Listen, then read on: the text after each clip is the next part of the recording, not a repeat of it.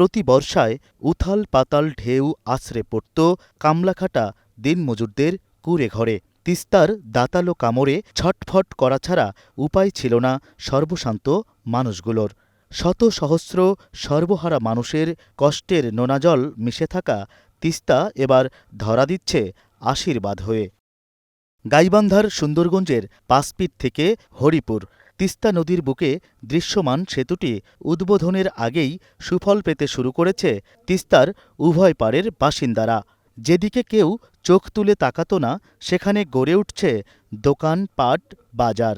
কয়েক গুণ বেড়েছে জমির দাম।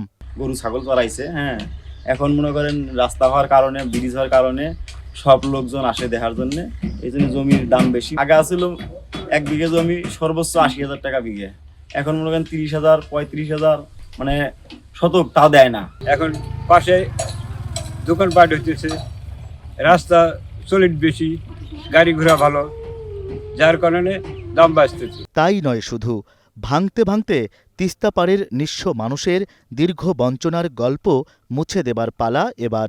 সেতু নির্মাণের ফলে উভয় প্রান্তে প্রায় 5.5 কিলোমিটার এলাকায় নদী শাসনের কাজ শেষ করেছে এলজিইডি। এখন আর ভাটির এ জনপদে চোখ রাঙাতে পারবে না উজান থেকে নেমে আসা তিস্তার ভয়াবহ ভাঙন। তাই পাঁচপির আর হরিপুরে এখন স্বস্তির নিঃশ্বাস ফেলছে সাধারণ মানুষ। জেগে উঠবে আবাদি জমি, তাই ফসল চাষ করে ভাঙ্গা কোমরে শক্তি জোগাবার আশায় বুক বেঁধেছে এ জনপদ। মানুষের কর্মসংস্থান ঘটবে, যার ফলে এই এলাকার নিপীড়িত মানুষগুলো আবার পুনরুজ্জীবিত হবে। ওইটা একটা সাহস আছে আর কি, ভাঙার কোনো কেসপত নাই, ভয় নাই। বড় সুখের খবর, তিস্তা সেতু চালু হলে ভাটির অঞ্চল কুড়িগ্রাম ও গাইবান্ধার যোগাযোগ, ব্যবসা বাণিজ্যেও ঘটবে বৈপ্লবিক পরিবর্তন। বিভক্তি রেখা টেনে বয়ে চলা তিস্তা নদীর ওপর এই সেতু এপারে গাইবান্ধা আর ওপারে কুড়িগ্রামের চিলমারি বন্দরের মধ্যে সংযোগ স্থাপন করবে। বিশেষ করে রাজধানীর সাথে যোগাযোগে চিলমারিসহ কুড়িগ্রামবাসীর দুর্ভোগ ভোগান্তির সাথে কমে যাবে অন্তত 135 কিলোমিটার পথ। ঢাকা যাইতে আগে মনে করেন যে বগুড়া গেলে বহুত 150 কিলো ঘুরি যাওয়া লাগছিল। বগুড়া গেলেই মনে করেন যে জামত যা পড়ছিলাম, একদিন কালা কাটছিলাম, কালার পরে যাওয়া লাগছিল, 2 দিন লাগছিল যাইতে আমাদের।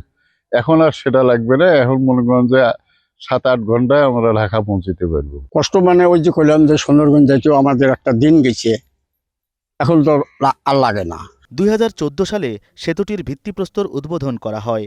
পরে নানা জটিলতা কাটিয়ে 2021 সালের ফেব্রুয়ারিতে শুরু হয় কাজ। চলতি বছরের জুনে শেষ হয় 1490 মিটার দীর্ঘ সেতুটির নির্মাণ কাজ।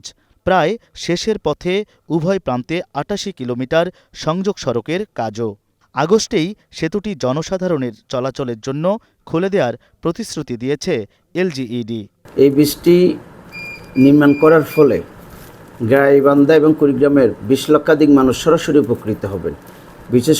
বিশেষ করে কুড়িগ্রামের সাথে ঢাকার দূরত্ব 60 কিলোমিটার হ্রাস পাবে এবং গাইবান্ধা কুড়িগ্রামের দূরত্ব প্রায় 40 কিলোমিটার হ্রাস পাবে।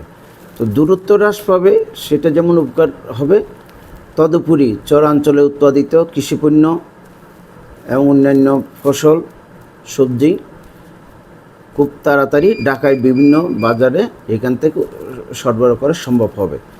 বাংলাদেশ সরকার ও সৌদি ফান্ড ফর ডেভেলপমেন্ট এর অর্থায়নে ঠিকাদারি প্রতিষ্ঠান China state construction engineering corporation limited সেতুটি নির্মাণ করে। সংযোগ সড়ক, সেতু ও নদী শাসনে মোট বরাদ্দের পরিমাণ 925 কোটি টাকা।